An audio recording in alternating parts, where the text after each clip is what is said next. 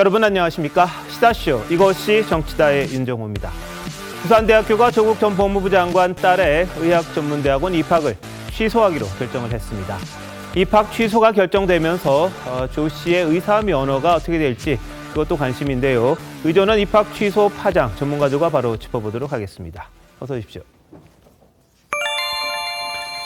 네, 부산대는 오늘 자체 조사 결과 그리고 정경심 교수의 항소심 판결, 소관 부서의 의견을 종합적으로 검토해서 조 씨의 2015학년도 의학전문대학원 입학을 취소하기로 결정했다. 이렇게 발표를 했습니다. 자, 학교 측 발표 직접 들어보시죠. 부산대학교의 결정은 다음과 같습니다. 대학 본부는 공정위의 자체 조사 결과서와 정경심 교수의 항소심 판결, 소관 부서의 의견을 종합적으로 검토한 결과 조 졸업생의 2015학년도 의학전문대학원 입학을 취소하기로 결정하였습니다.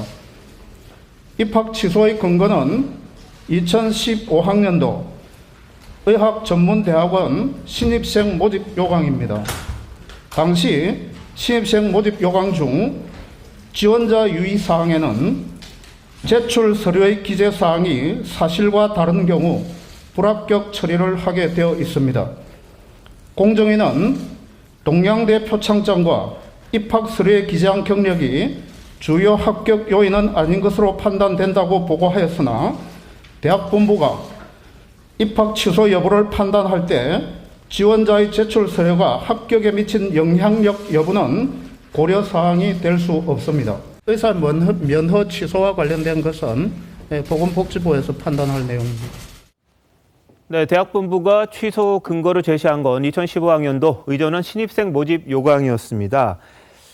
자, 학교 측 발표에 따르면요, 이 여러 가지 허위 스펙 자체가 판단의 요인은 되지 않았습니다. 그것보다는 입학 요강에 제출 서류가 사실과 다르면 불합격 처리를 하게 돼 있다. 그 조항을 근거로 입학 취소를 결정했다. 이렇게 발표를 했습니다. 자, 배승희 변호사님, 이건 어떻게 봐야 됩니까?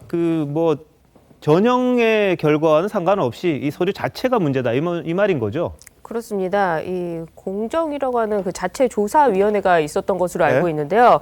여기서 지금 4개월 동안 조사를 하면서 어떤 합격에 있어서는 중요 요인으로 작용하지는 않았지만 이 대학 본부에서 판단할 때는 어쨌거나 그 서류, 제출된 서류가 진정한 것이 아니라 다 허위이기 때문에 입학 요강에 써 있듯이 서류 사실이 사실과 다른 경우 불합격하게 되어 있다라는 요건을 들어서 결국에는 취소 처분 예정 결정을 하게 된 것입니다.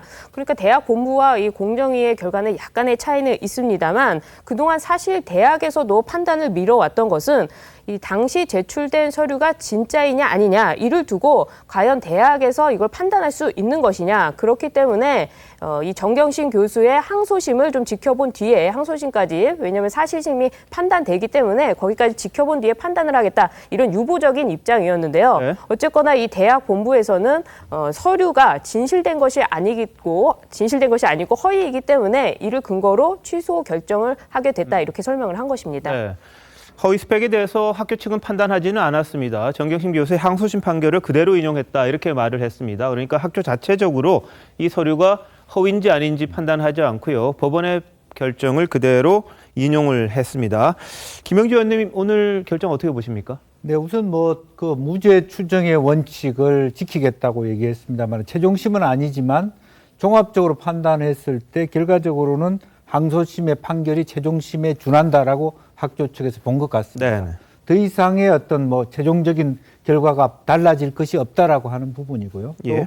기본적으로 그런 부분에 있어서 공정위 자체, 내부적인 조사 자체가 그 서류가 가지는 합격과의 여부에 있어서 상관성이 낮다 하더라도 네. 기본적인 어떤 그 전형에 나타나는 것을 기준으로 빠른 결정을 했다라고 보여지고 예. 또 기본적으로 어쨌든 이 과정을 거치면서 결과적으로 어떤 의사 면허 취소는 보건복지부에게 넘기는 네. 이것을 통해서 아마 부산대 나름대로는 어쨌든 일단락을 지은 것처럼 네. 보이고 이것이 바로 고려대학교나 다른 여타 연관된 어떤 기관에게 불똥으로 영향을 미치지 않을까 그렇게 생각이 듭니다. 예. 자, 근데 부산대가 판단한 것 중에는요. 동양대 표창장, 이 가장 관심이 많지 않았습니까? 그 표창장과 입학 서류에 있던 경력이 중요한 합격 요인은 아닌 걸로 판단을 했다. 이렇게 이야기를 했습니다. 그러니까 이 재판부에서 판단했던 것과는 좀 다른 결론을 내린 건데요. 송권 본부장님, 이게 또 논란이 되지 않을까요? 앞으로 논란이 되겠죠. 이게 오늘 조국 전 장관도 이 부분에 대해서 문제를 제기했어요. 네. 그 영향을 미치지 않았다고 하는데 이 입학 취소가 그 예정이 됐다. 이렇게 이 부분에 대해서 지적을 한 것이죠. 조국 전 장관 입장에서는. 그래서 입학 전형 공정관리위원회가 4개월 동안 활동을 했는데 4개월 활동을 하면서 허위 스펙 여부는 이 2심 판단에 준용하겠다 이렇게 이야기를 했고 영향력을 분석을 했는데 합격 요인이 아니다. 4개의 그 허위로 기재된 스펙을 제출한 것이 합격 요인이 아니다. 이렇게 결론을 내렸어요. 그러면서 이 입학 취소 여부는 우리가 결론을 내릴 수가 없다. 그래서 대학 본부에다가 밀었죠. 그런데 대학 본부에서 이것은 그러면 거기에 대해서는 대학 본부는 또 판단을 하지 않았어요. 이것이 입시에 영향을 미쳤는지 미치지 않았는지 판단을 하지 않았고 다만 그때 그 지원자 유의사항 2015년에 입학 그 모집 요강에 그 유의사항 여기서 제출 서류가 사실과 다르면 입학 취소한다. 이것이 있기 때문에 입학 취소를 결정을 했다. 이렇게 나왔거든요. 네. 그렇다면은 과연 이 그 허위 스펙이 결정을 미쳤느냐 안 미쳤느냐 이 부분인데 법원 판결에는 상당히 그것이 영향을 미쳤고 네. 또 그로 인해서 불이익을 받아서 탈락한 학생도 있다. 이렇게 이야기를 했습니다. 네. 그리고 실제 그때 법원 판결을 보면은 이게 인성평가와 인성 영역과 지성 영역 두 가지인데 지성 영역은 어떤 학과 점수죠. 그런데 인성 영역에서 이 표창장을 비롯한 4개, 허위 스펙을 4개를 제출을 해서 그것이 상당히 영향을 미쳐서 1등을 했다. 그래서 전체 그 15명 중에서 19등으로 합격을 했는데 이 다른 이 지성 영역은 상당히 점수가 낮았는데 인성 영역으로 인해서 합격이 됐다. 이렇게 또 결론을 냈어요. 법원에서는. 그렇다면 인성 영역이라는 게 결국 어떤 뭐 표창장이나 이런 여러 가지 활동들, 이 활동들을 스펙을 이야기를 하는 것이기 때문에 이것이 법원은 결정적으로 영향을 미쳤다고 보는 것이고 이 4개월 동안 입학 전형 그 공정관리위원회 조사에서는 영향을 미치지 않았다고 보는 것입니다. 그래서 이 부분이 좀 앞으로 남아있는 쟁점이 되겠죠. 자, 그래서요. 부산대가 오늘 발표한 내용을 한번 다시 짚어보겠습니다. 조 씨가 서류 통과한 건 허위 스펙 이용한 서류 평가보다는 대학 성적, 그러니까 고려대를 이야기하는 거죠. 그리고 공인 영어 성적이 크게 저하한 걸로 보인다. 이렇게 밝혔습니다. 보시죠.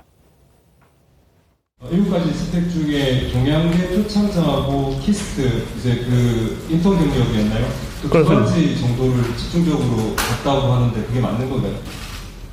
그렇지는 않습니다. 원서에 기재된 게 있었고 자기소개서에 기재된 게 있었던 걸로 알고 있거든요. 동양대 표창장 내용은 자기소에는 거의 인용하지 않았습니다. 조 학생이 1차 서류 통과자 30명 중 서류 평가에서는 19위를 하였고요. 전적 대학의 성적이 3위였고 공인 영어 성적이 4위였습니다. 그래서 조 학생이 서류를 통과한 것은 전적으로 허위 스펙을 이용한 서류 평가에서라기보다는 전적 학교의 대학 성적과 공인 영어 성적이 크게 좌우한 걸로 이렇게 보여집니다.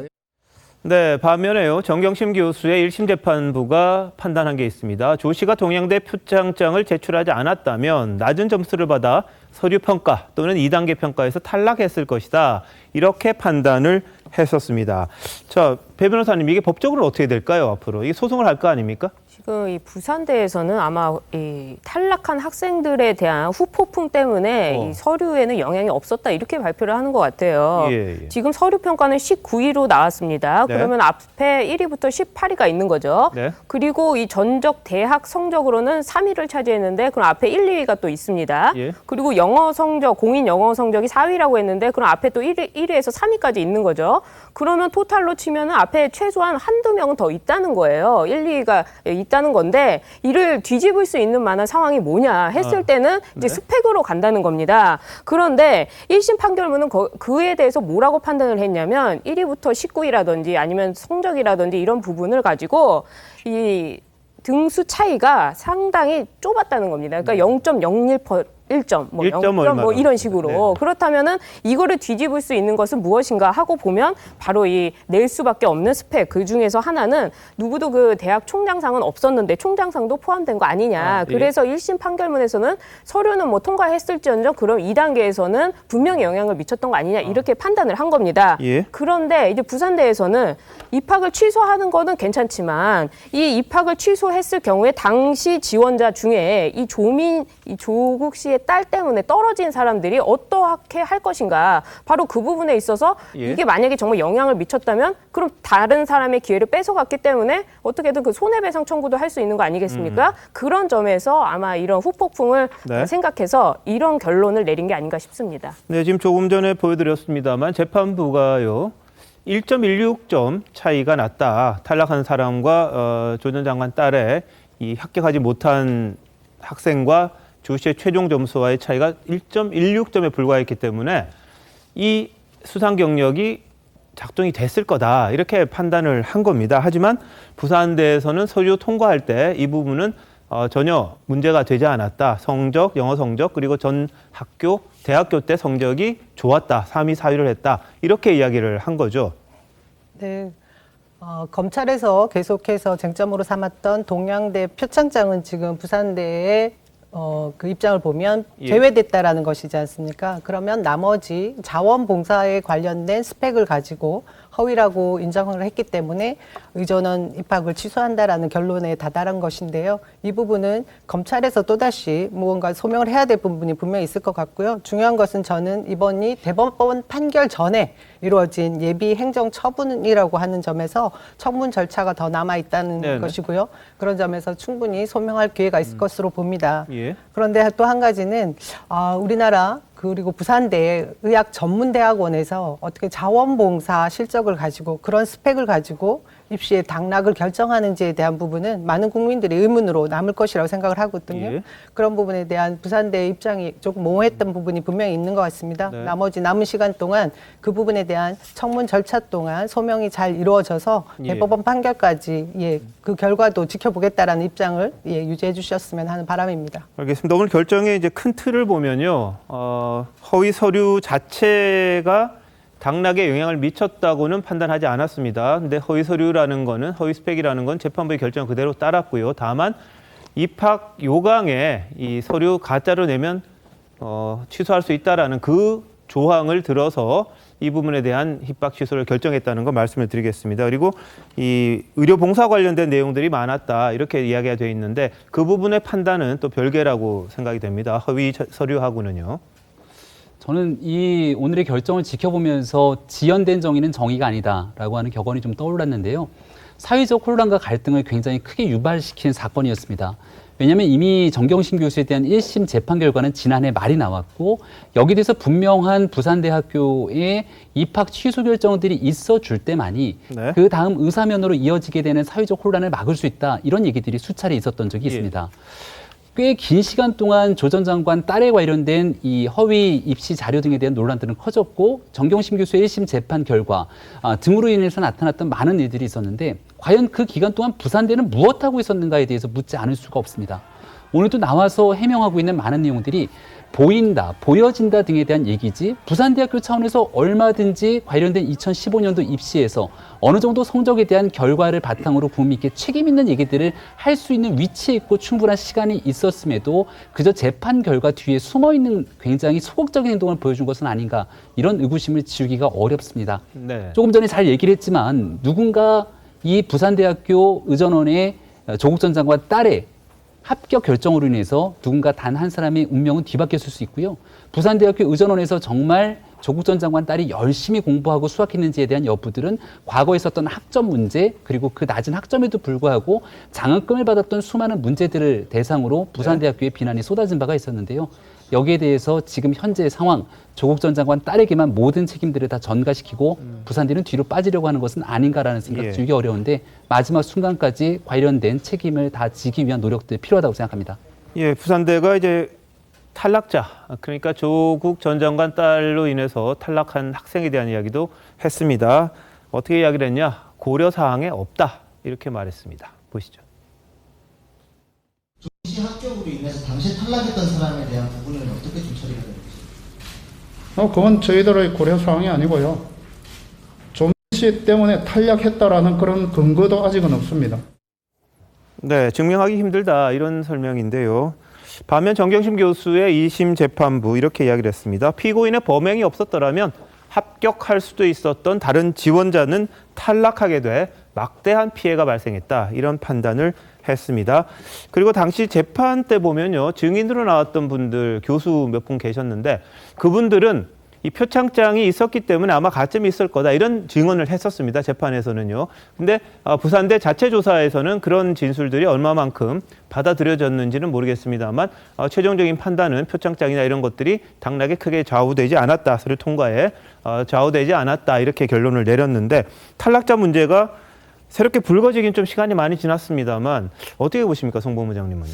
그 탈락자 문제가 지금 어떤 청문회 청문회 같은 것을 하죠 지금. 예, 앞으로 하게 되죠. 예, 앞으로 하게 되죠. 앞으로 하게 되고 또 그다음에 또 그 교육부 차원에서 또 어떤 조치를 내려야 되는 것도 있어요. 네. 교육부가 그때 부산대 학칙을 이야기하면서 이 법원의 판결이 나기 전이라도 그 입학을 취소를 할 수 있다는 이 정도 교육부 입장도 있거든요. 네. 이런 이 상황에서 그렇다면 왜 이 입학을 취소를 하느냐? 여기로 가면 두 가지가 되는 거죠. 하나는 학교 측이 이야기한 대로 일종의 업무 방해입니다. 예. 정경심 전 교수도 지금 업무 방해로 네. 혐의로 그 기소가 되고 지금 재판을 받고 있는 것이죠. 예. 그러니까 학교의 업무를 방해했기 때문에 이라는 것이 지금 학교 측의 이야기죠. 학교 측에서 그 모집 요강에 허위로 제출을 하면은 취소를 할 수 있다. 이것을 적용하고 그 가짜 허위 스펙이 합격 여부에 영향을 미치는지에 대해서는 근거가 없다. 이렇게 지금 학교 측은 이야기하고 있는데 법원 판결이 이렇게 그로 인해서 불이익을 받은 학생이 있다는 판결이 나왔고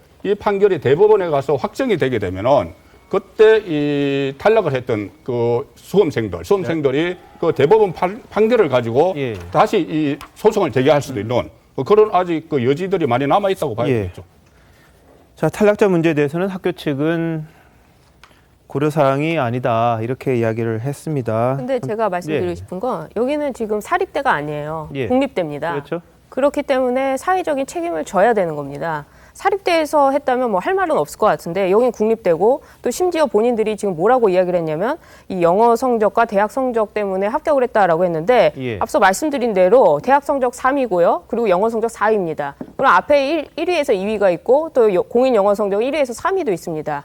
이 두 사람은 왜 떨어졌는지를 밝혀야 되는 거죠. 이 사람들은 억울하지 않겠습니까? 그리고 1차 서류 평가 중에는 19위예요. 그러면 이 사람이 아무리 성적이 좋고 그리고 영어 성적이 좋다 하더라도 이 사람들을 뒤집고 합격할 수 있었던 이유는 결국 스펙 때문이라는 게 누구든지 상식적으로 판단할 수가 있는 건데 부산대가 이를 판단하지 않은 것은 다른 학생들, 다른 탈락자가 혹시라도 소송을 하게 되지 않을까 싶은 네네. 그런 것 때문에 할 수밖에 없다는 결론에 이르게 되는 예. 거고 부산대가 국립대로서 역할을 한다면 이 부분에 대해서 확실하게 입장을 밝혀야 된다는 거죠. 자, 그 부분은 약간 오해 소지가 있을 것 같습니다. 이 3위, 4위가 그 1, 2위 했던 친구나 뭐 1, 2, 3위 했던 친구가 떨어졌다는 확증은 없기 때문에 그 부분을 가지고 그 앞에 학생이 만약에 떨어졌는지 안 떨어졌는지 확인이 안 되는 부분이 있거든요. 그 탈락자는 아마 자기의 성적을 알기 때문에 그러겠죠. 이제 네네. 그런 부분에 있어서 문제 제기를 할 수가 있다는 거죠. 자, 그 부분은 자, 성적이 이제 종합적으로 판단이 되니까 예를 들면은 학교에서 설명한 거 전 학교 성적이 3위 그리고 영어 성적이 4위였으면 좀 높은 순위로 들어가야 되지 않냐 이런 생각을 할 수 있을 텐데 30명 중에 19명 19등을 했다는 이야기거든요. 1차 서류 통과했을 때요. 그럼 나머지가 그다지 좋지는 않았을 거다. 이렇게 추측은 할 수 있는 그런 상황인데 여기서 이제 30명의 못 든 학생 중에 만약에 문제 제기를 한다면 그 부분에 대해서 이제 학교 측이 답이 있어야 되지 않겠냐 이런 생각이 듭니다. 이 부분은 당사자들이 어떻게 할지는 알 수가 없습니다만 아직까지 대법원 판결이 난다든지 최종적인 판단이 있으면 피해를 봤다고 생각하는 쪽에서 움직임이 있을 수도 있겠다 이런 생각이 좀 드네요. 자, 조국 전 장관 자녀 입시와 관련해서 이 합법이었다 할지라도 혜택을 입었다는 점에 대해서는 반성한다 이런 입장을 밝혔습니다. 보시죠. 특혜라는 부분은 인정하십니까? 법적으로 어떤 하자가 없다는 점은 이미 보도자를 통해서 밝힌 바 있고요. 아무리 그 당시에 적법이고 합법이었다고 하더라도 그것을 활용할 수 없었던 사람들에 비하면 저나 저희 아이가 혜택을 누렸다고 생각합니다. 그 제도를 누릴 기회가 흑수저 청년들은 없었을 것입니다. 그 점에 있어서 지금도 그 청년들에게 미안하고 가슴이 아픕니다.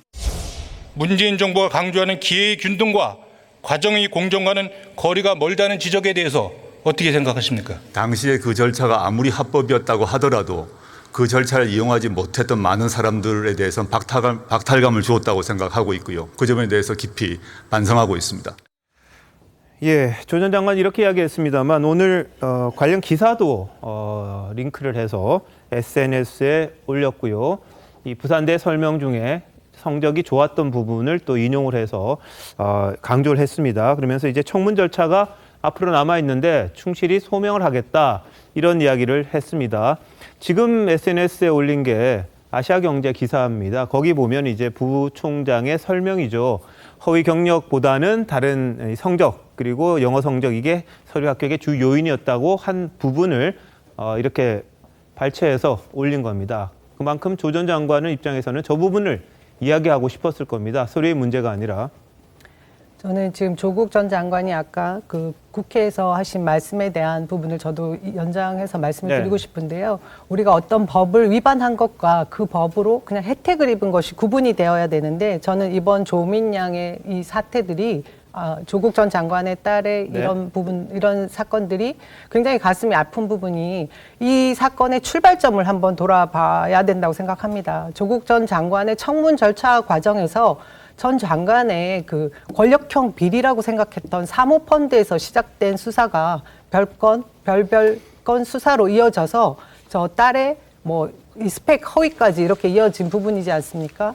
저는 이 부분에 있어서 저희가 그 법을 어긴 것과 법 감정을 건드린 것은 분명히 구별되어야 되는데 그렇지 못한 점이 분명히 있다라는 생각이 들고요. 네. 설령 오늘 부산대에서 밝힌 것처럼 가짜 스펙이라고 하더라도 이전의 사례가 있습니다. 지난 2020년 8월에 그 현재 교수인데 그 교수의 아들을 의전원에 보내면서 허위 가짜 스펙을 만들어서 입학을 시킨 경우가 있었습니다. 그것이 2심에서도 실형을 받았는데도 불구하고 의전원 취소는 없었고 그의 아들은 지금 의사로 활동을 하고 있습니다. 그것이 보도로 나와 있거든요.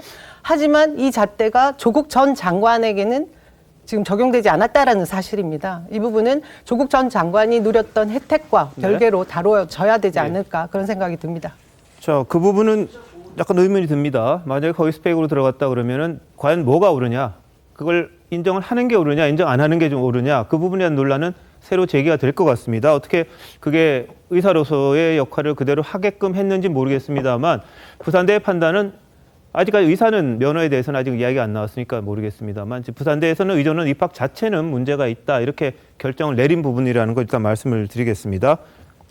조국 전 장관이 지금 조안점을 두고 이야기하는 것이 이 허위 스펙 때문에 합격한 것은 아니다 이 이야기인데 그러면 허위 스펙은 있다고 인정을 하는 그 결과가 되죠. 법원에서 어차피 1심, 2심에서 그렇게 결정을 했으니 그러면 허위 스펙 만든 데 대해서는 과연 일반인도 아니고 한국의 법무부 장관을 지낸 또 청와대 민정수석을 지낸 인물이 허위 스펙을 만들어서 제출한 이 자체만으로도 상당히 이 본인이 지금 반성을 해야 될 그 시점입니다.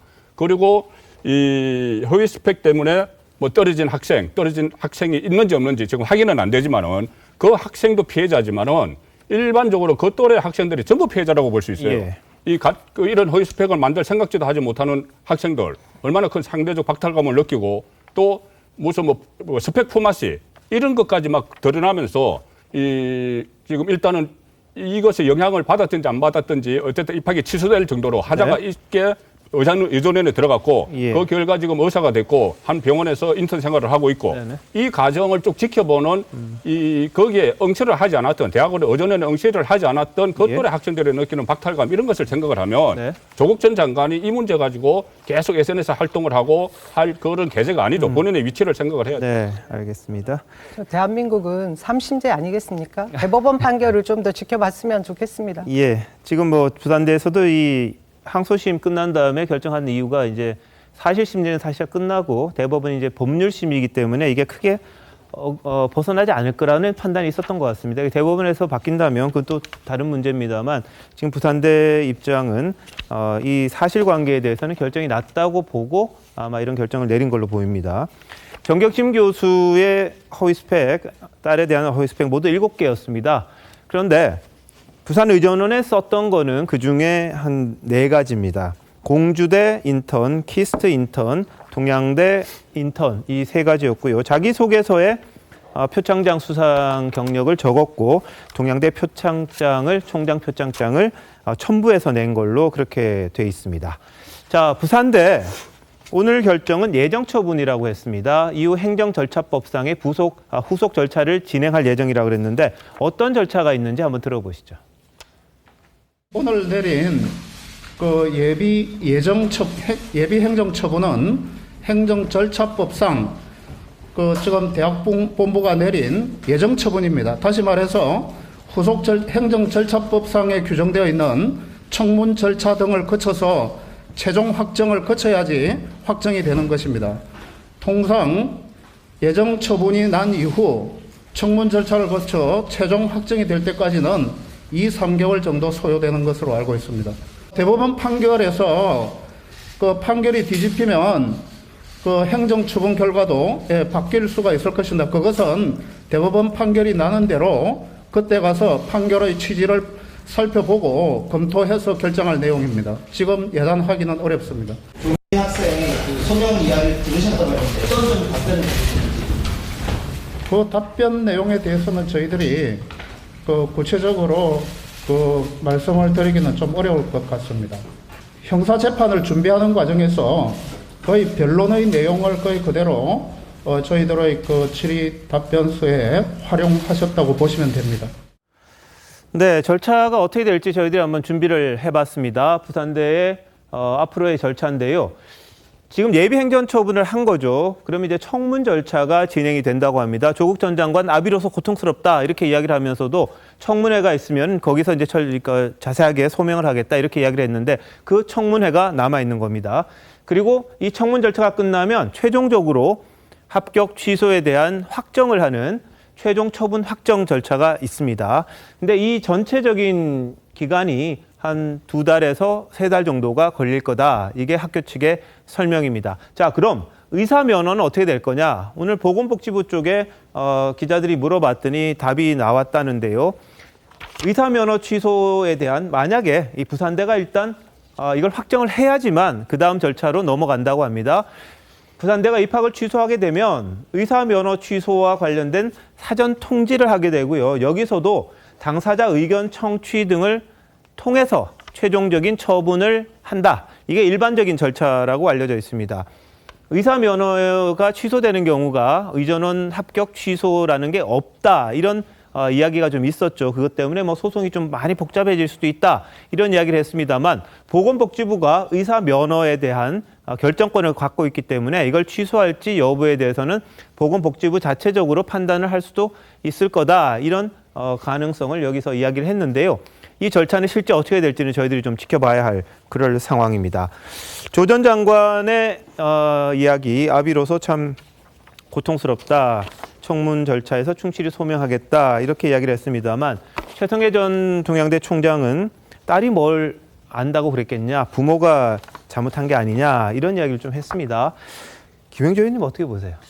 예, 저는 아비로서 고통스럽다라고 하는 그 말 뒤에 예. 무슨 충실히 소명하겠다 이런 말을 쓸 것이 아니라 예. 여러 가지 억울한 면이 있으나 법적인 것을 존중해서 소명 절차에 수긍하겠다. 예. 그런 면에서 내가 고통스럽다. 네. 충실히 소명해서 이 부산대학교가 내린 예비 결정사항을 뒤집으려고 하는 의도 자체를 나는 막고 싶다.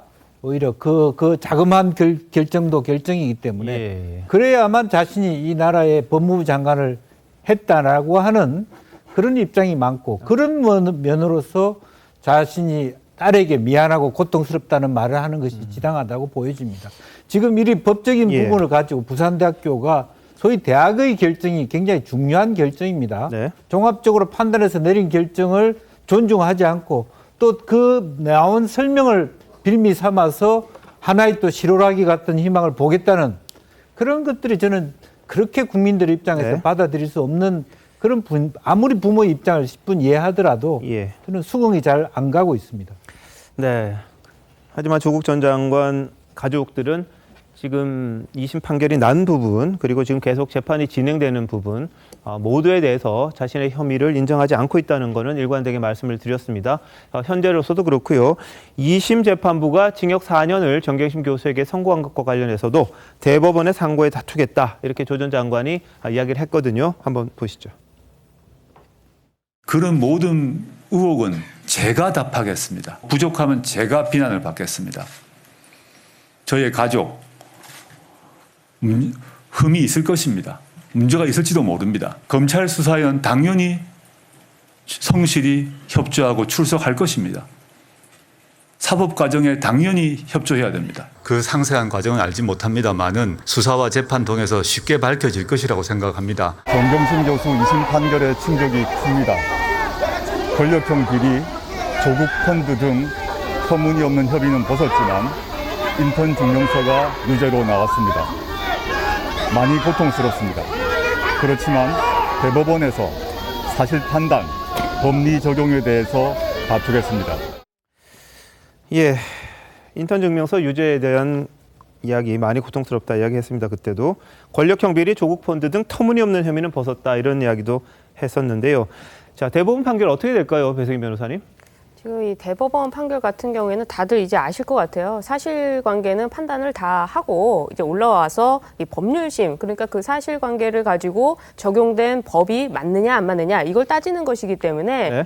이 부산대에서 이번 항소심을 보고 무죄 추정이 어떻게 거의 적용이 됐다라고 하는 부분도 바로 이겁니다. 사실관계라는 거는 다 끝난 얘기고 여기에 과연 이것을 가지고 업무 방해죄를 적용할 수 있을 것인가 하는 뭐 이런 부분들을 판단하는 것이어서 대법원 판결이 라고 해서 조국 전 장관이 이야기하듯이 어떤 희망을 가질 만한 뭐 그런 상황은 아니라고 판단이 드는데 어쨌거나 이 정경심 교수 측에서 변론을 상당히 준비하고 있기 때문에 네. 본인들은 이제 바뀌기를 원하겠지만 이 실제 법률가로서 봤을 때는 뒤집히기는 상당히 어려운 부분이다 이렇게 보입니다. 예, 뭐 대법원 판단 한번 기다려봐야 할 부분이고요. 조 전 장관은 과거 딸의 의대 진학 썩 반기지 않았다고 했었습니다. 그리고 조 전 장관의 딸은 30에 의사 못 되면 40에 되면 된다 이렇게 말도 했었는데요. 연결해서 한번 들어보시죠. 저희 아이가 대학을 졸업하고 서울대 환경대학원에 갔습니다. 사실 저는 저희 아이가 환경을 전공해서 외국에 유학을 가서 환경 전공을 하길 바랬습니다. 저희 아빠 입장에서는 그랬습니다. 근데 저희 아이는 환경을 전공할 것인지 의대를 갈 것인지 고민했던 것 같습니다. 근데 그 선택을 제가 존중을 했고요.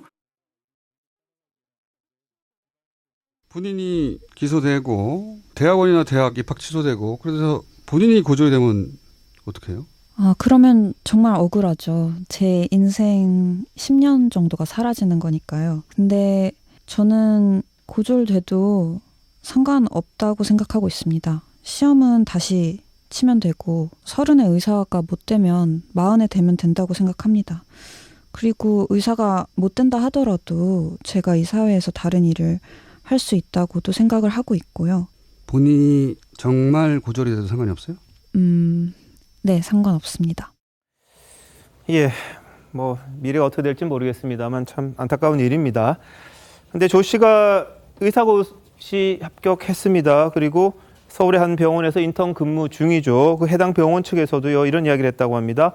입학 취소 여부 발표, 의사 면허 취소까지 보고 인턴 과정 지속 여부를 결정하겠다 이런 이야기를 언론에다가 했다는데요. 어떻게 보십니까? 그러니까 의료법에 보면은 일단 그 의과대에서 학사학위를 받거나 의전원에서 석사 박사를 받아야지 의사 면허를 취득을 할 수 있는 것이죠. 그런데 예. 취소가 되면은 의사 면허 자체가 취소가 된다 이런 또 이야기도 있고 또 한쪽에선 그때 의사 면허 시험 볼 때 당시에는 졸업장이 있었기 때문에 볼 수 있었던 거다 또 이런 이야기도 있는데. 결과적으로 지금 조국 전 장관이 계속 본인이 괴롭다고 하는데 그 딸은 또 얼마나 괴롭겠습니까? 지켜보는 국민들도 그렇고. 그런데 이게 지금 마무리가 아니고 거의 좀 시작 단계거든요, 다시 뭐 청문 과정을 2, 3개월 거친다고 하고 그다음에 보건복지부에서 의사 면허를 가지고 또 이것을 어떻게 처리할 것인지 또 시간을 많이 가야 됩니다. 많이 가야 되고 그 과정에서 어떤 소송도 막 일어날 수 있고 그러면 이런 고통이 지금 마무리되는 게 아니고 계속 이어지는 그 단계죠. 그 단계에서 결국은 이 조국 사태, 조국 일가를 포함해서 조국 사태를 수사를 하던 윤석열 전 검찰총장은 총장직에서 나와서 지금 대선 주자가 돼 있고 상당히 여러 가지 파업이 일어나고 있는 상황입니다. 그러니까는 조국 전 장관이 그냥 내가 괴롭다 이렇게 이야기하면서 이 실질적으로 그 입학에 영향을 주지 않았다 이렇게 이야기할 것이 아니라 조국 전 장관이 딸을 생각하고 또 국민 정서 같은 것을 생각한다면 거기에 맞춰서 저는 조국 전 장관이 뭔가 좀 조치를 내려는 그런 상황이 오히려 더 필요하지 않나 싶어요. 왜 그러냐면 이것이 계속 앞으로 진행이 돼야 되고 그래서 여러 가지 논란이 계속 일어나기 때문에 이 조국 전 장관이 어떤 책임감을 느낀다면은 본인이 선제적으로 좀 조치를 내릴 그럴 필요도 저는 있다고 봐요. 예. 자, 뭐 그럴 생각은 아마 없어 보이긴 하는데요. 선제적인 조치가 어떻게 있을지 모르겠습니다만 다만 조 씨의 의사 면허 취득과 관련해서는 의료계 반발이 좀 심했습니다. 과거 이면택 대한소아청소년과 의사회 회장 그리고 어제 전공의 협의회 회장 이야기 이어서 들어보시겠습니다. 이 사태에 대해서 의사들은 엄청나게 분개를 하고 있고요. 일부 의사들은 의사면허증을 찢어버리고 싶다고 말씀을 하세요. 같이 본과 4학년을 보냈던 학생들이 이 사태에 대해서 굉장히 허탈해하고 분노하고 있거든요. 이거는 뭐 기본적인 정의는 도대체 어디 있는 것인가. 그 어디보다도 철저하게 윤리를 갖추어야 하는 생사의 현장에서 조 씨가 온전한 자격을 갖추지 않은 채 전공의 자격으로 진료 현장에 나갔을 때 환자들이 느낄 수 있는 불신, 사회에 대한 실망감은 이루 말할 수 없을 것입니다. 조 씨의 의학전문대학원 입학 취소는 당연한 결정이어야 할 것입니다. 네, 앞서 이면택 회장이 명예훼손으로 고발당했던 부분에 대해서 경찰이 불송치, 그러니까 혐의가 없다는 점을 들어서 이 공인에 대한 문제 제기이기 때문에 공익적인 행위로 판단해서 검찰에 넘기지를 않겠다 이렇게 이야기한 적이 있습니다. 뭐냐면 조 전 장관 딸에 대해서 의사 자격 없다, 인턴 채용되면 환자 목숨 위험해진다 이런 글을 올린 게 명예훼손이다 이렇게 누가 고발한 부분이었거든요. 근데 이게 이제 공직자 공인이다, 조국 전 장관의 딸을 공인으로 판단하고 경찰에서는 이제 불송치를 했는데 어떻게 보십니까 이 부분?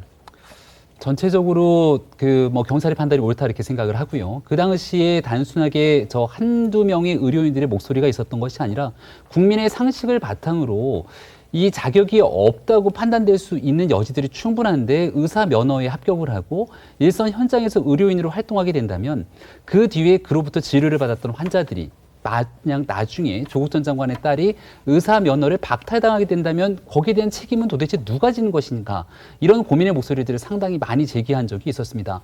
그리고 그런 걱정과 우려가 현실이 될 수 있는 가능성을 오늘 처음으로 보여주게 된 것이죠.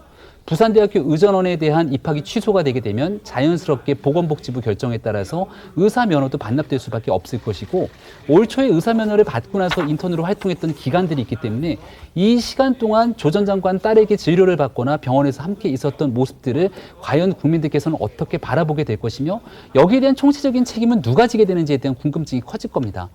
저는 조국 전 장관이 아버지 입장에서 안타깝다 얘기를 했는데, 저도 아이들을 함께 생활하는 아버지의 입장으로 있습니다만 정말 딸을 생각하게 된다면 저는 의사면허 시험을 보지 말라고 권하는 게 오히려 맞지 않았을까 싶습니다. 오늘 이 정도의 상황이 되고 나서 다시 병원으로 가게 되거나 그리고 최종적인 이 의사면허 박탈 등에 대한 결정이 어떻게 날지 모르지만 그 기간 동안에 과연 어떤 상태로 활동을 할 수 있을지에 대한 상상이 잘 가지는 않거든요. 네. 우리가 국민의 기본적인 상식으로 바라보더라도 이 의료인에 대한 기본적인 신뢰를 완전히 땅에 떨어뜨릴 수 있는 이 같은 행위들이 지금 대한민국 사회에서 벌어지고 있다는 일에 굉장히 큰 안타까움을 느끼고 네. 이 일에 사회적 호의란이 더 커지기 전에 하루빨리 결정을 내려주는 것이 지금 부산대학교 의전원 그리고 보건복지부에게 맡겨진 책무라고 생각합니다. 네. 저는 경찰에 고소당했던 이면택 대한소아청소년과 의사 회장이 무혐의 된 부분에 있어서 좀 의문점이 있는 것이 네네. 조국 전 장관의 딸이 과연 공인인가 하는 문제를 저는 지적하고 싶습니다. 그 부분에 대해서 공인이라고 생각하고 이것을 무혐의 내린 부분이 전 아직도 납득이 안 되고요. 다시 한번 말씀드리지만 이전에 허위 스펙을 가지고 현직 교수의 아들이 의전원에 합격했음에도 불구하고 실형이 나왔지만 의전원 취소가 되지 않았고 지금 현재 이런 유사한 사례가 처음이라고 합니다. 예. 이런 부분을 의사협회에서도 모를 리가 없는데 조국 전 장관이 공인이고 그 무거운 공인으로서의 책임감 때문에 이런 잣대가 드려진다고 하면요. 그건 뭐 저희가 더 어떻게 이 이 부분을 접해야 될지 모르겠지만 전 너무 가혹한 부분이 있지 않냐 이런 생각이 들고 네. 지금 뭐 저희가 앞으로 더 얘기를 하겠지만 앞으로 나오는 대선 주자들에 대한 검증 부분도 예. 굉장히 더 날카롭게 세워지지 않을까 하는 생각이 듭니다. 알겠습니다. 자, 조국 전 장관 딸이 들어갔던 대학 측에서도요, 오늘 이런 보도가 나왔습니다. 학사 운영 규정에 의거해 입학 취소 처리 심의위원회가 구성됐다. 이렇게 이야기를 했습니다. 고려대인데요. 고려대에서도 역시 이제 입학 취소 여부를 검토한다. 이런 논란이 있는 거죠. 그런데 여당의 정청래 의원이 국회에서 이런 이야기를 했습니다. 교육부가 조 씨의 고려대 입학 취소를 막아라. 뭐 이런 취지의 이야기를 했는데 무슨 말인지 한번 들어보시죠. 조양 같은 경우는 본인이 탭스나 그리고 토익, 토플 이런 것이 다 지원 자격이 됐고 하자가 없어요. 뭘 근거로 취소하네 마네 이런 얘기를 한다는 거예요. 이런 거 얘기가 나오는 자체가 잘못됐다는 거예요. 그래서 교육부에서는 대학을 관리 감독할 의무가 있지 않습니까? 그래서 이런 거는 개인에 대한 명예훼손이에요. 그런 차원에서 교육부에서 강력하게 대처해 주시기 바랍니다. 네, 이미 다 시효가 지나서 보관 연도가 지나서 이 입학 관련 서류는 없다. 그런데 무슨 근거로 이 고려대에서 입학 관련한 논의를 하느냐 이런 주장인 겁니다. 그래서 교육부가 관리 주체니까 이 부분에 대한 강력 대처를 촉구를 했는데요. 자, 이거 배 변호사님 이거 어떻게 보세요? 이 고려대에서 이미 입학 취소 처리 심의위원회가 구성된다 이런 뉴스를 봤거든요. 그래서 고려대에서도 아마 이 부분에 대한 입장이 나올 것으로 보입니다. 특히 이 문제가 됐던 이 7대 스펙 같은 경우가 이제 고대에 들어갔을 때 사용이 된 것으로 알고 있는데 그 서류가 없다 하더라도 네. 이미 일부 그 첨부된 서류만 없을 뿐이지 그것을 첨부했다라고 기재한 그 서류가 있기 때문에 아마 이 부분도 고려대에서 충분히 평가를 할 것으로 보입니다. 근데 이제 이 상황을 두고 일부에서는 뭐 동정론도 제기가 돼서 꼭 그렇게 해야 되느냐라고 하시는 분들도 계시지만 지금 여당에서 이 윤석열 전 총장에 대한 그 아내 김건희 씨에 대해서 뭐라고 했습니까? 이 논문과 관련해서 논문 표절했다. 이런 사람이 어떻게 될 수 있느냐. 또 이번에 뭐 나온 걸 보니까 허위로 학교를 기재했다라고 해가지고 그런 부분은 상당히 문제를 삼았어요. 그럼 그것과 비교했을 때 이 부분은 어떻게 판단할 것인가라고 비교 형량을 해본다면 이 부분은 뭐 충분히 상식적인 결론에 이르지 않을까 생각이 듭니다. 예, 고려대 학생을 비롯해서 많은 청년들이 조국 전 장관 자녀의 이른바 입시 비리에 대해서 분노했던 적이 있습니다. 과거 조 전 장관 목소리까지 함께 들어보시겠습니다. 그리고 우리 사회가 모두 개천에서 용이 되는 걸 좋아합니다. 정상 사회는 용을 찬양하고 용을 부러워하고 할 게 아니라 용이 아니어도 다 살만해야 됩니다. 난 용이 될 생각이 없어. 용 되기 싫어. 또는 난 용 될 능력이 없어. 그 사람도 잘 살아야 되잖아요. 용이 아닌 사람도. 우리가 사고방식을 바꿀 때가 됐다는 거죠.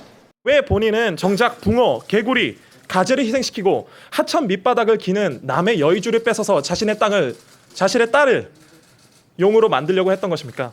기회를 탈퇴했습니까? 과정을 공정했습니까? 그 잘난 학칙과 규정에 어긋나지 않는다고 문제가 없다고 한다면 어느 누가 결과가 정의로운 거라고 말할 수 있겠습니까? 누구보다 공정과 정의의 가치를 외쳐온 조국 후보자가 자신의 사회적 지위와 불평등을 세습하기 위해 모든 노력을 다하는 그 모습에 우리는 분노하는 것입니다. 조국 장관 자녀 사태를 지켜보면서 무기력에 더 빠졌습니다. 대학원생 사이에서는 누구 자녀는 2주 만에 쓰는 논문을 우리는 이렇게 어렵고 붙들고 있으니 반성하자며 자조하고 허탈했습니다. 우리가 노력해서 무엇하나라는 생각마저 듭니다.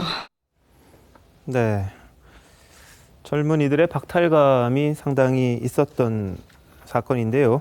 송 본부장님 뭐 어떻게 될 것 같으세요? 일단 이것은 고려대도 그렇고 저기 연관된 기관에서는 전부 끝까지 이것을 파헤쳐서 결론을 내야 됩니다. 왜 그러냐 하면은 지금 뭐 개구리, 붕어, 가재 이 이야기에 대해서 국민들이 가장 분노를 하고 젊은이들이 분노를 하고 있는데 이 용이 되기 위해서 사용했던 편법들이 지금 부산대 어정론도 그렇지만 조금 전에 이야기 나왔던 고려대도 마찬가지입니다. 고려대도 지금 판결문을 검토를 하고 있다고 하는데 이 정청래 의원은 이미 이제 기한이 다 돼서 자료 없는데 무슨 소리냐 하지만은 목록이 있습니다. 그때 제출한 본인의 스펙이 이런 게 있다고 제출한 목록이 있어요. 그거는 입시 요강이 제출하도록 돼 있기 때문에 거기만 보면은 지금 허위로 판명된 7개 중에서 뭐 몇 개가 갔는지 모르지만 부산대 어전에는 4개를 사용을 했지만은 그 목록만 봐도 일단은 어느 정도 파악을 할 수가 있는 것이고 그래서 이 판결문을 지금 부산대 어전과 같은 거예요. 판결문을 검토를 하고 있는 단계고 또 정청래 의원이 교육부에서 어떤 막아라 뭐 일종의 그런 식으로 이야기를 했는데 지금 교육부는 이 고대에 대해서는 아직 이야기를 한 적이 없지만 부산대에 대해서는 학칙에 따라서 입시 비리가 확인이 되면은 그 입학을 취소를 할 수 있다 이렇게 이야기를 했어요. 그러니까는 형사 재판 결과가 나오기 전에라도 별개로 대학이 자율적으로 할 수가 있다는 것이 교육부의 방침입니다. 지침이었어요. 부산대에 대해서. 그렇다면 고려대도 똑같은 지침을 적용을 하면은 고려대가 지금 운영을 하고 있는 입학 취소 처리 심의위원회 여기에서 자체적으로 결정을 하면 되지 그것을 교육부가 개입을 하라. 이 여당 의원이 그렇게 이야기하는 자체도 지금 어떻게 비합리적인 것이죠. 그래서 어쨌든 고려대도 그렇고 모든 관련 기관들이 이 문제에 대해서는 확실한 매듭을 지어야지 뭐 개천에 뭐 개구리 붕어 가재 이런 이야기들이 더 안 나올 수가 있어요. 알겠습니다. 이게 고려대 입시 요강인데요. 지금 고려대 서류 자체는 없습니다. 이 검찰이 압수수색에서 리스트를 확보했다는 보도는 있었는데요. 그게 어떤 건지에 대해서는 아직까지 제대로 확인되지는 않았다는 건 말씀을 드리겠습니다. 그래서 이 판단을 학교 측에서 어떻게 할지 지금 위원회를 구성했다니까 결과를 한번 저희들이 지켜봐야 할 그런 상황입니다. 다음 이슈로 넘어가 보겠습니다. 국민의힘 대권 주자인 윤석열 후보, 이 장모가 최근 경찰에 진술서를 제출했다고 합니다. 뭐냐? 뭐 이른바 줄리, 윤 후보 부인의 불륜설 이런 내용이 담긴 윤석열 엑스파일 진원지로 지목된 옛 동업자 정모 씨의 주장이 명백한 허위다. 이런 건데요. 지금 정 씨가 윤 후보 장모로부터 고소를 당한 그런 상황이었습니다. 그런데 정 씨 측은 윤 후보 장모의 고소에 대해서 윤 후보 가족을 무고한 사실도 없고 진실만을 말했다. 이렇게 주장을 하고 있습니다. 자, 송 본부장님, 이게 참 복잡하기도 하고 이게 뭐 수십 년이 걸쳐서 오는 거라 가지고 그런데요.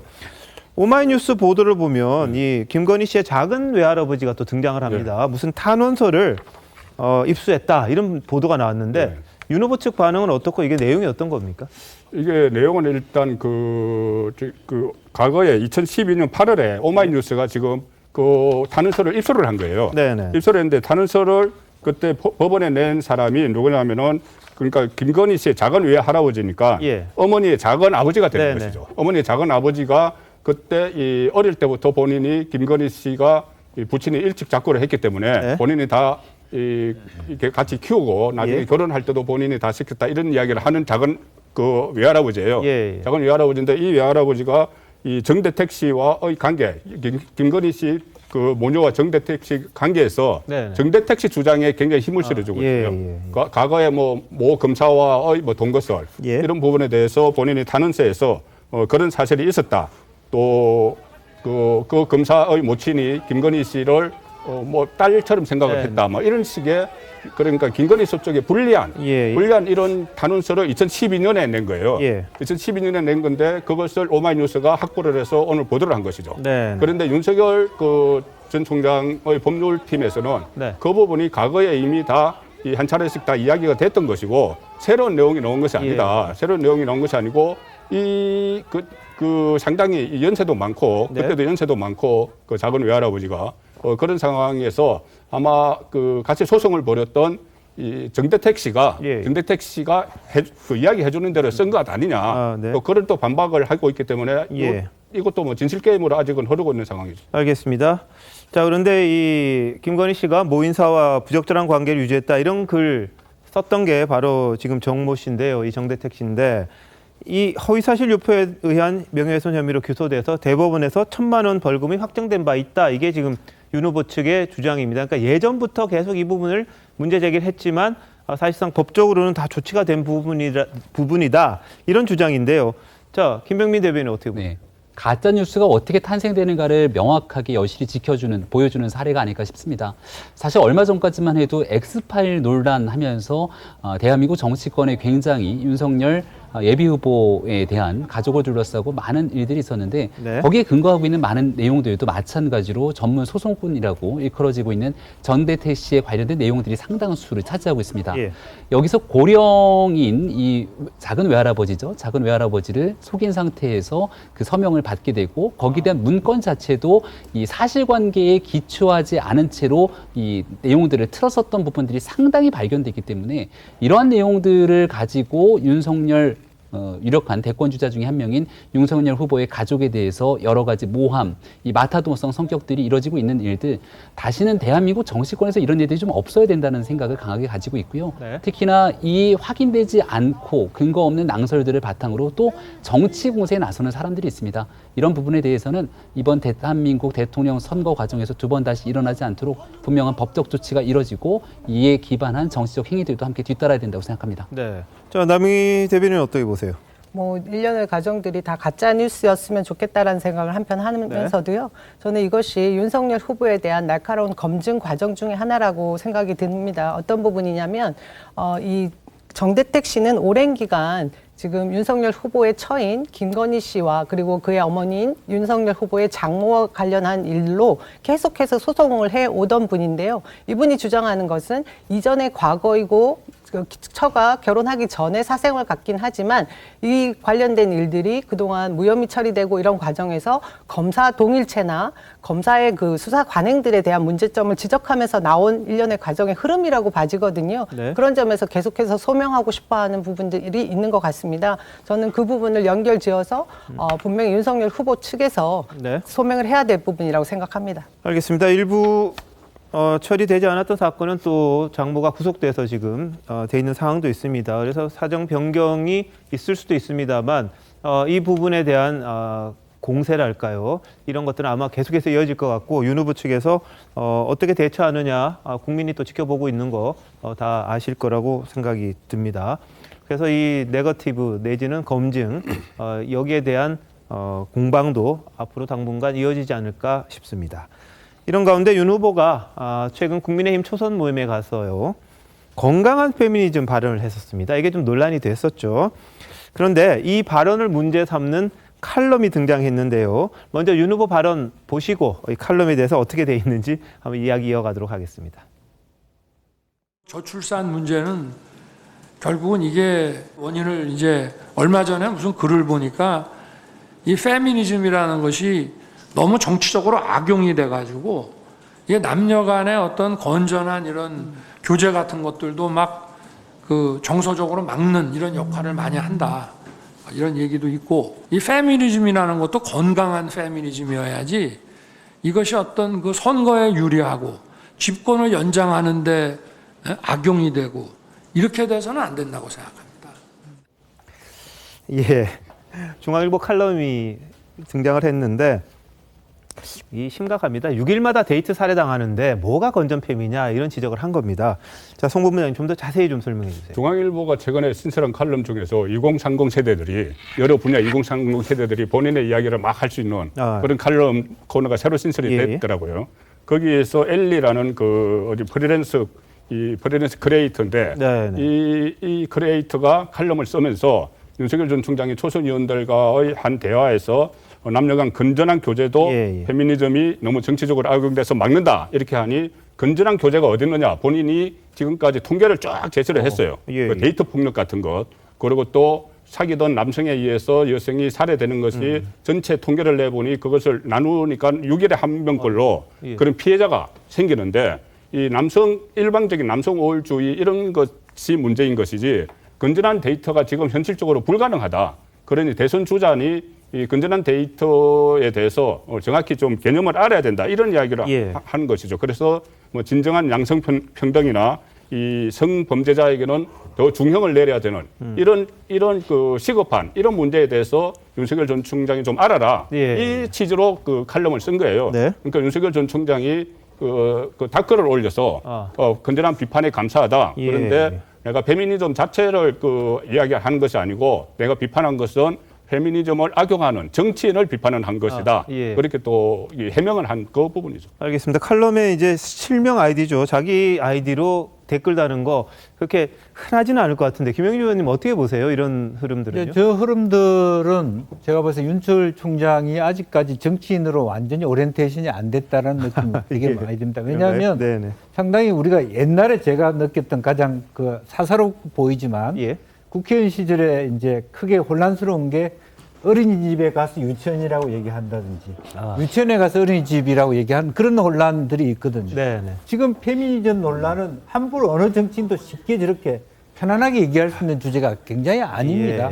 근데 실제로 건강한, 건전한 이런 단어를 쓰는 순간 진짜 그냥 법무부 장관이 옛날에 했던 시절에 정의사회 구원, 뭐 발본 세권 이런 느낌들이 주면서 본인은 그 뜻을 알아주려고 얘기하지만 사실은 굉장히 저 말은 정말 정치인이었다면 굉장히 상가해야 될 지점이 있는 거예요. 참모들이 좀 저는 유념해야 될 거거든요. 지금도 겸허히 수여한다면서도 여러 가지 이야기를 하는데 뭐 악용하는 정치인들 얘기하는데 실제로 조금 더 이 어떤 부분들이 정치인들이 뭔가 자기 정책을 정확하게 내놓거나 그러기 전에는 조심해야 될 부분입니다. 지금 현재 오히려 따끈한 비판이 나온 것은 오히려 상당히 덕이 될 거라고 뭐 약이 될 거라고 저는 그렇게 보여집니다. 네네. 저기에 그 직접 댓글을 달았습니다. 이제 보기 드문 광경이어서 오늘 아침부터 이 기자분들 전화가 많이 왔거든요. 실제 윤석열 후보가 단 것이 맞냐. 실제로 달았나요? 저도 처음에는 실제 달았을까 생각해서 확인해 보니까 직접 달았더라고요. 그래요? 그래서 만나서 얘기를 들어보니 이 처음에 얘기했던 비판을 겸허하게 수용하겠다고 하는 얘기에 굉장히 큰 의미가 일단 먼저 담겨 있다고 얘기를 합니다. 지금 우리가 문재인 정부와 이 여권의 정치인들을 향해서 많은 비판들이 쏟아지게 되는 건 잘못했다고 국민들이 얘기를 하고 있는데 그 잘못에 대한 인정을 하지 않습니다. 첫 번째 뭔가 비판에 대한 얘기가 있으면 일단 솔직하게 여기에 대해서 겸허하게 수용하겠다는 목소리를 꼭 내고 싶었다가 첫 번째고요. 두 번째는 이 페미니즘 등에 대한 언급 속에서 나와 있던 것처럼 양성 평등에 관한 문제, 대한민국 헌법이 보장하고 있습니다. 그리고 여성의 권익 향상을 위한 부분에 같이 힘쓰겠다는 얘기를 하고 있는 것이고 하지만 본인이 얘기하고 싶었던 얘기들, 정치인들이 이 페미니즘을 악용해서는 안 된다는 건 박원순 전 시장 사망 이후 피해 호소인이라고 부르면서 얘기가 나왔을 때 왜 이런 일들을 제지하지 않았던가에 대한 문제 제기까지 있었기 때문에 전체적으로 이 한 언론사의 칼럼에 대해서 굉장히 정중하게 댓글을 달았던 건 저는 굉장히 보기 드문 광경이었다고 생각합니다. 뭐 캠프 대변인이시니까 뭐 좋은 쪽으로 해석을 하시는 것 같은데요. 어쨌든 뭐 댓글을 직접 다셨다고 하니 저도 뭐 생각보다 열려 계시구나, 소통하려고 하는구나 하는 점은 높이 사겠습니다. 하지만 윤석열 후보가 직접 뭔가를 얘기를 하면 계속해서 문제가 되더라고요. 그것이 무엇이냐면 아직 제대로 학습이 되어 있지 않다라는 것입니다. 윤석열 후보가 페미니즘에 대한 정확한 이해도 되어 있지 않지만 그 다음에 덧붙인 말이 굉장히 위험한 발언이었습니다. 피해 호소인이라는 회계 망측한 말이 더 나오지 말아야 된다라는 부분인데요. 이 피해 호소인이라는 말이 정치인들이 쓴 것이 아니고 여성 단체들이 쓴 것입니다. 그 사회적 배경에는 여성들이 피해를 호소해도 늘 무고로만 이 판결이 되는 그런 사안들에 대해서 피해 호소인이라는 말까지 나오게 된 것인데 그런 부분에 대해서는 깡그리 무시하고 이 사회 현상에 대한 이해도가 아직도 낮으시구나. 저는 윤석열 후보가 최근에 지지율이 약간 조금 상승을 타면서 안착하는 부분이 말씀을 안 하셨기 때문이었다고 생각을 했는데요. 또다시 사고를 치셨습니다. 알겠습니다. 자, 근데 최근에 논란됐던 박원순 전 시장 사건에서의 피해 호소인 개념은 지금 남영희 대변인 말씀하신 것과는 조금 다른 의미였기 때문에 상당히 많은 비판을 받았다는 것도 사실입니다. 근데 이걸 뭐 학술적으로 말씀할 부분은 아닌 것 같은데 다만 오늘 댓글을 단 부분이 좀 눈에 띄어서 기사들이 좀 나왔고요. 거기에 대한 이 인식 자체는 어떻게 하루아침에 변할까 싶은 생각은 듭니다만 이 넘어야 할 산이죠. 정치라는 게 그만큼 어렵다는 걸 아마 몸으로 느끼지 않을까 싶은 생각도 좀 드네요. 자, 이런 가운데 이재명 후보, 민주당의 유력한 대권 후보, 먹방과 관련해서 이제 사과하면서 뭐 마무리가 되는 것 같습니다만 한 시민단체에서는 직무유기 혐의로 또 고발을 했다고 합니다. 여지는 남아 있는 것 같고요. 또 오늘은 강성 친문과 관련된 조선일보 인터뷰가 논란이 됐습니다. 자, 어떤 논란인지 먼저 과거에 이재명 후보가 강성 지지층에 대해서 언급한 이야기부터 듣고 오시겠습니다. 일부 강성 당원들이 초선 의원님들 포함해서 좀 강한 이야기나 문자폭탄을 보내시는 경우도 있어서 의견 표현의 방식이 폭력적이거나 아니면 상례를 벗어나는 경우는 옳지 않죠. 그렇다고 해서 그 자체를 하지 말란다고 안 할지도 않을 것이고 한다고 해도 거기에 크게 비중을 두지 않고 크게 영향받지 않으면 아무 문제가 없습니다. 제가 들어본 바로는 한 1000개쯤 차단하면 안 들어온다고 합니다. 네, 오늘 조선일보와 인터뷰가 나갔는데요. 이 제목이 이렇게 나왔습니다. 강성친문 묻자 시끄럽고 지저분 변수 안 돼. 이 제목에 대해서 이제 문제 제기를 했습니다. 남영희 대변인 어떻습니까? 이 조선일보 인터뷰가 뭐가 문제가 됐다고 보시는 겁니까?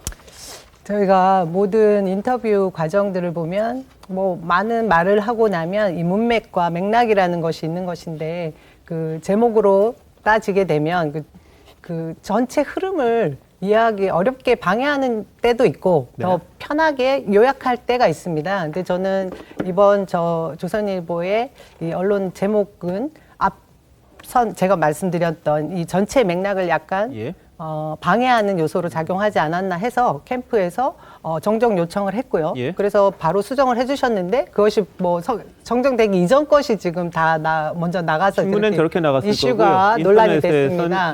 수정이 된 걸로 아는데요. 근데 전체 맥락에 대해서 제가 말씀을 드리고자 하는 것은 어느 대선 주자가 그냥 평범한 우리 그 지지자들에게 요란하고 시끄럽다고 야단을 치고 호통을 하겠습니까? 네. 전체 저 제목만 보면 강성 친문에게 저런 말을 했다라고 하는데 사실 이것은 굉장히 원론적인 이야기입니다. 뭐 국민의힘의 경우에는 태극기 부대라고 할 수 있을 것이고요. 지금 우리 당에서는 치열한 경선 과정에서 아주 극문이라고 칭해지는 네거티브 위주의 일반 지지자들과 당원들도 납득시키지 못하는 아주 오염된 얘기들로 계속 말을 만들어내고 뭐 웹자보도 만들어내는 그런 일부 아주 소수 사람들이 있습니다. 그 부분에 대해서 원칙론적으로 이것이 대선에 어떠한 영향도 미치지 못할 것입니다라는 얘기를 한 것인데요. 그것이 이렇게 크게 인터뷰 전체를 다 그 이야기로 장식한 것처럼 된 부분에서는 유감을 표명하고요. 그리고 저희가 팩트 체크라고 해서 지금 전체 그 인터뷰 과정들을 다 제시를 했습니다. 그걸 제가 지금 여기서 다 읽어드릴 필요는 없을 것 같은데요. 예. 저도 아침에 그 조선일보 기사를 보고 눈에 확 띄었어요. 제목이 상당히 눈에 띄었습니다. 지금 제목을 기사를 바꿨다고 하는데 기사는 안 바뀌고 제목만 지금 바뀐 상태입니다. 인터넷판에. 그런데 거기에서 제가 처음 보고 느낀 것은 이 속마음을 이야기한 것 아닌가 이런 생각이 들었어요. 왜냐하면 그동안 워낙 이 친문 그 강성 네티즌들에게 많이 시달렸죠. 본인도 공격도 많이 했지만은 너무 극한적으로 대치를 했기 때문에 상당히 시달렸기 때문에 부지불식간에 속마음을 이야기한 건가 이런 생각이 들 정도였어요. 상당히 예외였는데 그런데 이 해명이 나왔는데 왜곡이다 그러면서 예를 들면은 야당에도 태극기 부대 때문에 골치 아프지 않습니까? 그래서 그 다음에 이어진 말이다 이거죠. 그러니까는 야당도 그렇고 뭐 이런 부분이 있다 이 정도라고 이야기를 했는데 그러니까 야당 이야기를 먼저 했다는 건데 질문 내용을 보면은 질문 내용이 이렇게 돼요. 일부 강성 친문 지지층은 그 한명숙, 김경수 대법 확정 판결에도 불복을 하고 당내 인사들에게 문자 폭탄을 보내서 이런 행태를 어떻게 보나? 이 문자 폭탄 보냈는데 이런 행태를 어떻게 보나? 이렇게 했습니다. 주어가 친문 강성 친문이에요. 강성 친문 지지층. 그래서 거기 답변이 나오면서 이 태극기 부대 이야기도 나오고 또 지금 저런 이야기도 나왔기 때문에 오히려 방점은 저 부분에 지키지 않나 싶어요. 알겠습니다. 자, 이렇게 이야기를 했습니다. 세상에는 다양한 사람이 있기 때문에 그런 사람들 부정한다고 없어지지 않거든요. 예를 들면 야당의 이제 태극기 부대 골치 아프지 않습니까? 이렇게 이야기했고 그다음에 우리 민주당 진영 안에서도 폭력적 언행 또는 부당한 행동, 눈살 찌푸리는 행동으로 진영 전체 경쟁력을 깎아먹는 요소들이 또 있죠. 근데 사실 그렇게 많지 않고요. 국민들이 거기에 휘둘릴 만큼 부족하지 않기 때문에 저는 뭐 크게 걱정 안 합니다. 그랬어요. 그래서 기자가 대선에 크게 영향을 줄 만한 그랬더니 별로 영향 못 줍니다. 시끄럽긴 한데 요란하고 시끄럽고 하게 되긴 한데 그게 저는 판세에 크게 영향을 주진 않는다고 보고요. 거기에 휘둘리지 않을 만큼 우리 국민들의 정치적 판단력 또는 시민의식이 높다고 생각합니다. 이렇게 이제 쭉 전문이 있습니다. 그래서 그러니까 언론이 그 인터뷰를 다 실을 수는 없기 때문에 지면상 이렇게 압축하다 보면 그런 것들이 이제 눈에 띄게 되고 그걸 제목으로 뽑을 수는 있는데 아마 이재명 후보 입장에서는 그 이제 전체 맥락보다는 좀 벗어났다고 생각하니까 아침에 그 부분이 좀 논란이 됐습니다. 신문 보고 저도 제목이 확 들어오더라고요. 근데 이 네. 이재명 후보 측의 그 얘기를 들어보니까 어쨌거나 말을 많이 했고 예. 또 그 과정에서 일부만 빼냈기 때문에 이것이 확대되고 왜곡된 것이다 이렇게 주장을 하셨어요. 네. 저는 이런 이재명 후보 측의 이 뭐라고 할까요? 이 변명을 저는 수용을 합니다. 네. 그렇게 본다면 이재명 후보 측에서도 다른 후보들이 한 인터뷰에 대해서 왜곡하면 안 된다고 생각을 해요. 지금 윤석열 후보에 대해서 이 건전한 페미니즘과 관련해 가지고 사고를 쳤다 이런 표현을 쓰셨는데 이거 전체 기사를 읽어보면 똑같은 논리가 적용이 되는 겁니다. 예, 그래서 예. 본인이 이 인터뷰를 했을 때는 일부가 좀 적용되면 왜곡이고 상대 후보가 했을 때는 그것이 사고 쳤다 이런 표현으로 한다는 거는 저는 이재명 후보 측의 이 해명을 믿기 때문에 다른 후보들도 그렇게 믿어주셔야 되는 거 아닌가 생각이 듭니다. 네.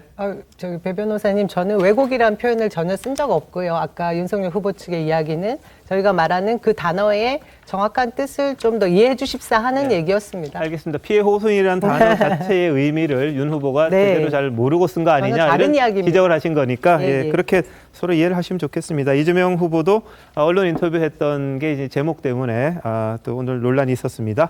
자, 다음 이슈는 국민의힘입니다. 국민권익위원회가 야당 의원들의 부동산 조사했습니다. 그랬더니 국민의힘 의원 12명, 열린민주당 1명 투기 의혹이 있다 이렇게 통보를 했어요. 그랬더니 국민의힘에서 5명에 대해서는 탈당 권고, 1명은 출당시키기로 했습니다. 관련 영상 보시겠습니다.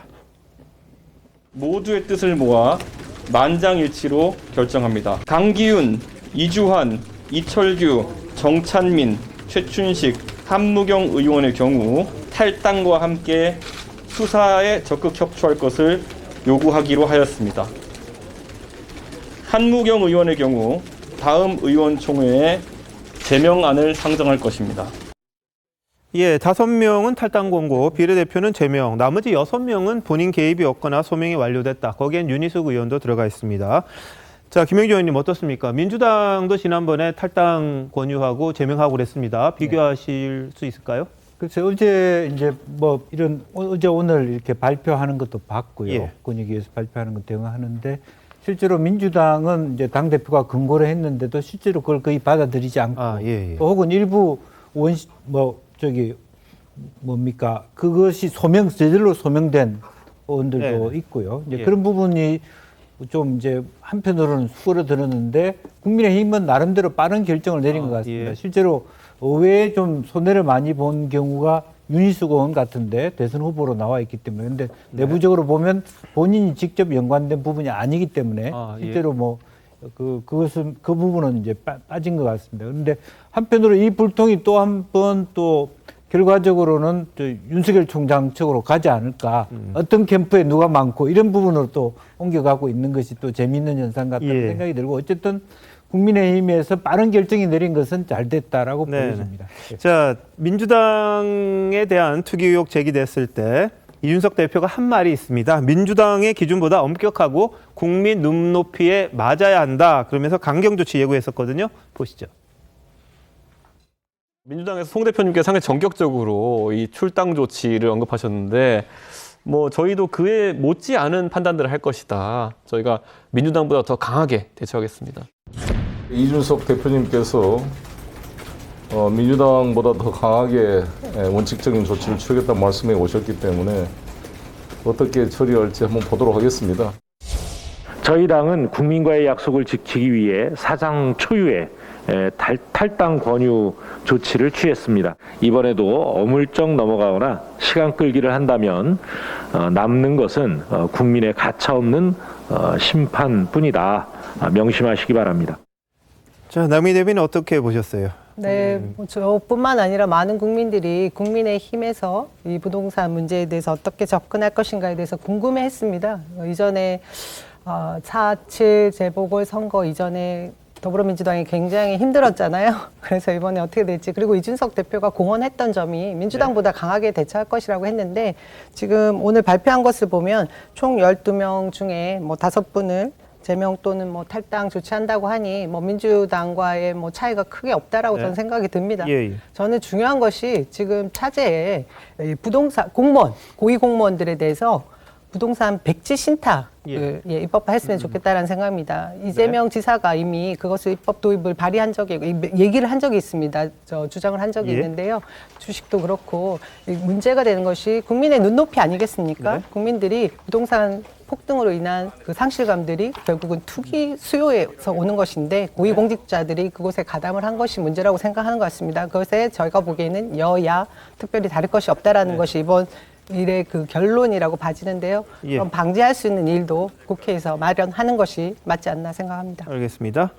자, 특히 뭐 캠프 이야기 하셨습니다만 윤석열 후보 캠프 쪽 분들이 좀 있습니다. 다들 이제 뭐 캠프에서는 직을 내려놓겠다 이야기를 했다고 합니다만 좀 곤혹스러울 수도 있는데 송 본부장님 어떻게 보세요? 윤석열 의원 캠프에 본부장급 세 사람이 들어가 있죠. 세 사람이 들어가 있는데 조금 전에 뭐 민주당과 국민의힘이 다를 게 없다고 하셨는데 다릅니다.